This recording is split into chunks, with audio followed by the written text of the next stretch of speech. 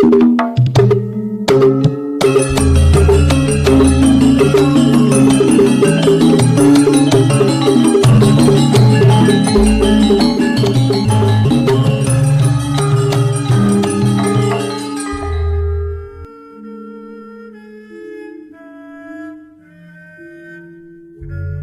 Ibu, para kadang kinasih, simbah-simbah lan adik-adik, para rama suster bruder berkah dalem Gusti, sugeng rawuh wonten ing PDSK channel menika. Kados pundi kabar panjenengan? Mugi-mugi bagas kasarasan kesehatan kawilujengan tansah mengku kula panjenengan sami anggenipun kelampahi gesang ing dinten menika, lan mugi-mugi lumantar panglimbang basa Jawi waosan Injil kula panjenengan sansaya saged nggayuh iman kapitadosan ingkang leres lan mantep.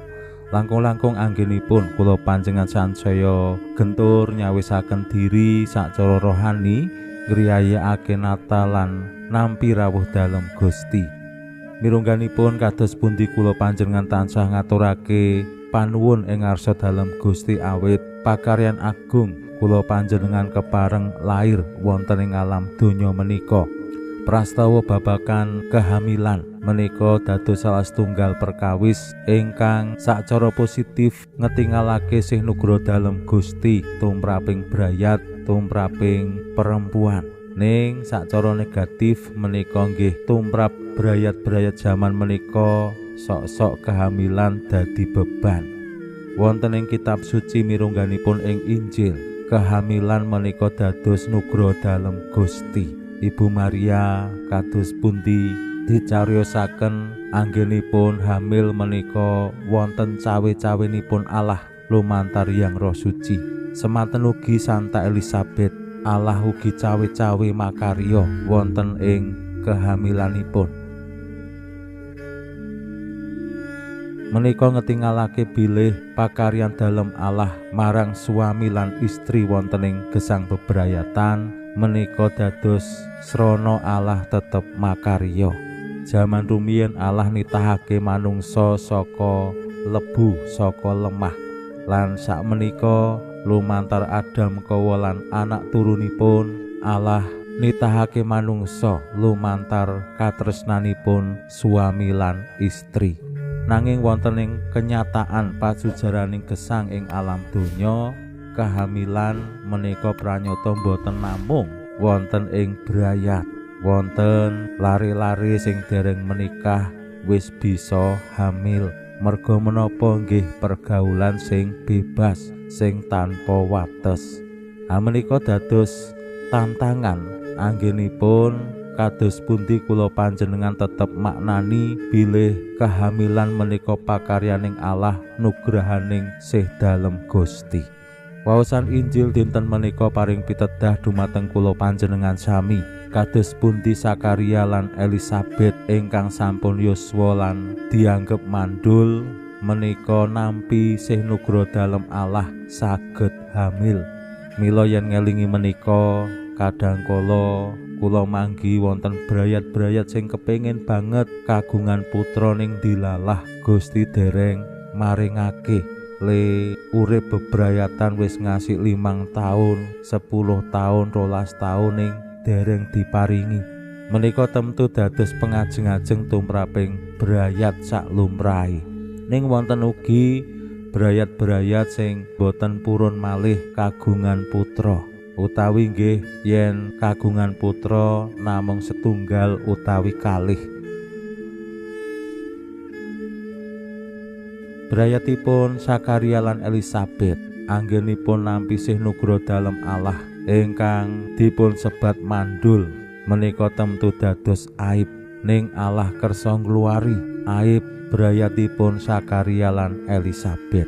Nggih pancen sampun yuswa, mbok menawi jaman semanten kirang langkung Elisabet anggenipun hamil menika yuswa 90 taun langkung. Ning menika dados suka bingah ingkang dipun tampi dening brayatipun Sakaria lan Elisabet.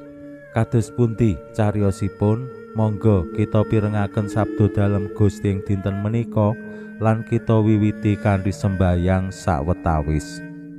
Konjo ing asma dalem Hyang Rama saha Hyang Putra tuwin Hyang Roh Suci. Amin. Suawi sami munjuk Gusti Yesus sabdo dalem yang Rama ingkang sampun manjalma, mugi karsa ngandika dhateng kawula wonten ing asepen ing telenging manah kawula, kabikao kekiyatan lan panglipur ingkang manjing ing sabdo dalem, kapenuwana kawula mawi roing kawicaksanan dalem. Mugi-mugi srana anggen kawula maos lan mirengaken sabdo dalem, kawula sansaya nunggil ing sampeyan dalem. Amin. Pausan Injil kapetik saking Injil Lukas bab 1 ayat gangsal ngantos dumugi selangkung. Ing jamane Prabu Herodes nata ing Yudea, ana imam asma Sakaria saka trah Abias, dene garwane putri trah Harun asma Elisabet. Kekarone padha mursid ana ing ngarsaning pangeran, lan padha netepi saking dawuh lan wewalering pangeran tanpa cewet, nanging padha ora pinaringan momongan.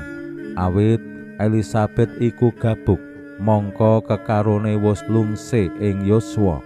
Kapinujon kalane Sakarias nampa giliraning golongane ngimami ana ing ngarsaning Allah, lan miturut pranataning para imam katiban undi mlebu padaleman suci perlu caos kurban dupa sarta dienteni umat akeh ana ing njaba saksuwene kurban dupa iku. Sakarias dikatingali malaikating Allah kang jumeneng ana ing sisih tengening altar padupan. Weruh iku mau Sakarias gragapan lan kalimput rasa wedi. Nanging malaikat paring pangandika, "Aja wedi Sakarias, awit panyuwunmu kabul.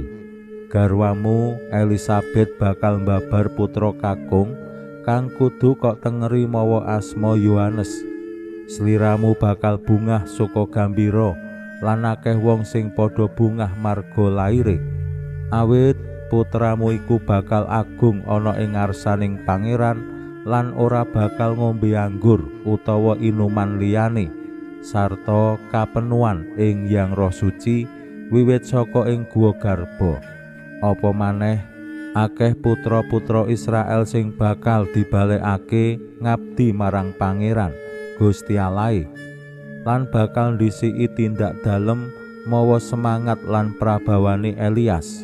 Perlu nglilihake para bapa marang anak-anake lan balekake wong mursal marang kautamane para mursid, sarta nyawisake umat amrih pantesa nampa pangeran."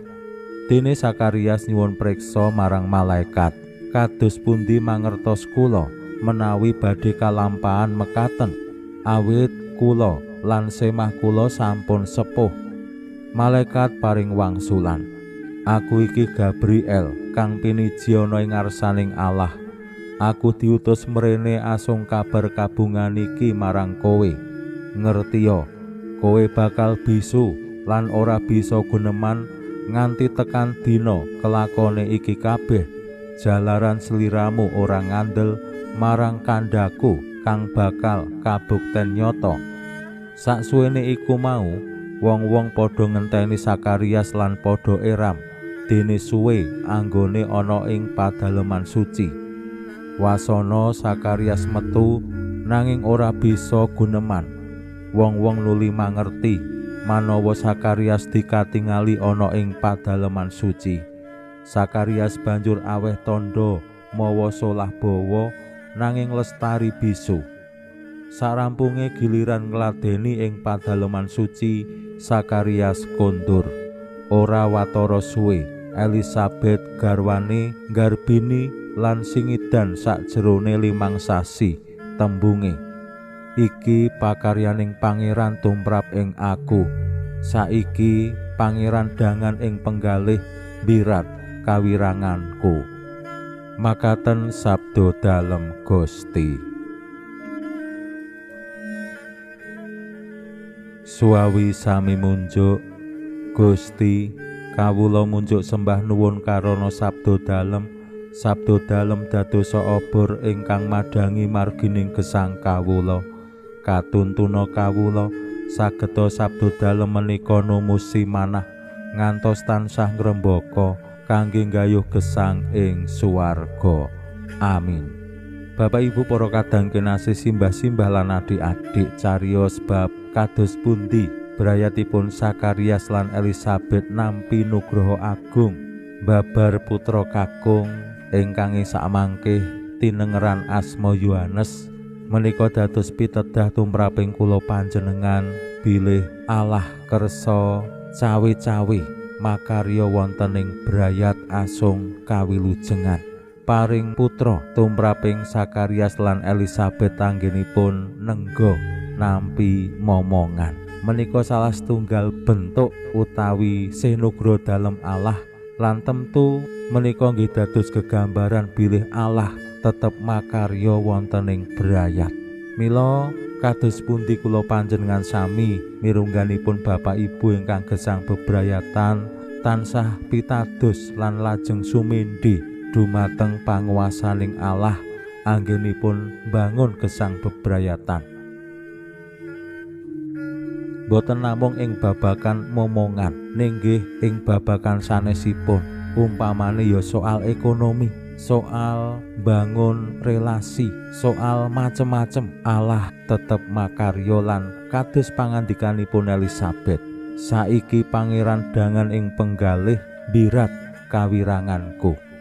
Pinuji Allah sakmenika sarta ing salami-laminipun, salam sehat, salam bahagia, salam katentreman, lan mugi-mugi lumantar panglimbang dinten menika kula panjenengan tansah jinangkung ing berkah dalem Gusti ingkang Maha Kuwasa, Hyang Rama saha Hyang Putra tuwin Hyang Roh Suci.